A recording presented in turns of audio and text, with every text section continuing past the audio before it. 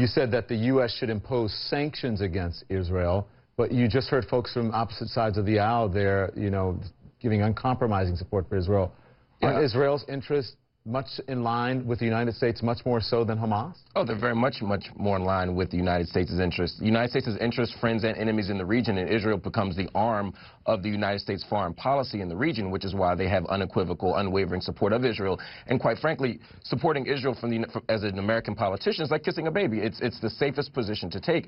And of course we want to protect Israel's right to exist. No one wants to see innocent Israeli lives lost. No one wants to see anything but the protection of Israeli lives. However, that can't come at the expense of Palestinian lives. And right now is an opportunity for the United States to exercise moral leadership and speak against this offensive siege that's being waged in Gaza. And that's my point. I don't want to see Israel lose its right to defend itself. I want to see Israel stop engaging in an offensive in Gaza. And also, it's important to say, and this is to Alan's point earlier, yes, Israel has a right to defend itself from outside threats, and he draws the comparison to what would you do if you were in the United States. But it's a very different circumstance. You can't, on the one hand, assume an occupation role and then treat it as a foreign power. Gaza is being occupied. The region is being occupied. You can't, on the one hand, occupy it and then treat it like a foreign territory, which is then launching threats against it. They have an international responsibility, according to Hague Regulations Article 47, according to all sorts of international law, to treat Gaza very differently. That's the point. Just wrong. Alan? Just wrong. That's just wrong.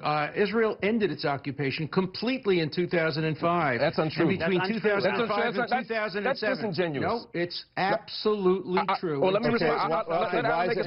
Hang on, Alan. Why is it not true? Why is it not true?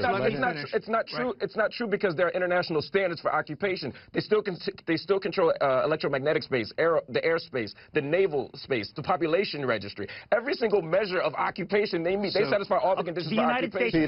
According to the United States government, Israel occupies Gaza. Exactly. Well, no, we're not talking about now. We're talking about 2005, 2007. And by the way, if that was the policy, then we'll never get a two-state solution because Israel will always have to have some military presence in the West Bank as a security border. That is an unconditional requirement for Israel's success. Both of your speakers have very short memories.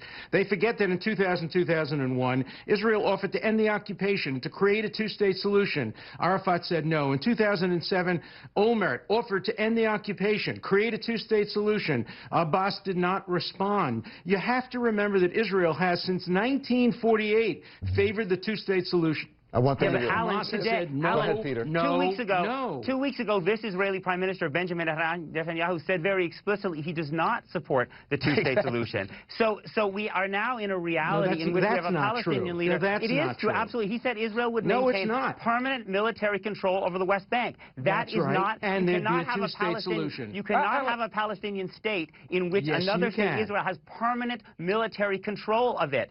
When the other Palestinian states stop sending rockets, then that will end. A military occupation can continue until the military threat is over. That is clear under international law. Alan, okay, so now you're at least conceding the fact that there is a military occupation. A moment ago, you were not. There is no military occupation in Gaza. There is in the West Bank. Don't put words in my mouth, please. In 2005, you're right, 8,000 settlers were moved out. There was a shift. However, Palestinian people in Gaza have not exercised 1 day of self-governance, 1 day of control, 1 day where their movements haven't been completely controlled, and 1 day... That's not true. Between 2005 and 2007, they had an election. In January 2000... Let Mark finish and then we'll let Peter get it. In a genuine election, Jimmy Carter monitored it. Alan, between 2005 and 2007, Israel had a security perimeter inside the Gaza Strip from which Palestinians were barred from entry. How on earth can you say that Israel was not occupying between 2005 and 2007? It was not occupying it. They were free. They could have created a state. They could have built beautiful... They were barred from territory inside the Gaza Strip. They could move within the region. The Israelis left the settlements. They left hothouses, greenhouses. They could have built a beautiful, beautiful state. Instead, they turned to rockets. They turned to tunnels. They used all of their resources not to feed their residents, not to help their residents, but to build tunnels and to build rockets to try to destroy Israel's right to exist.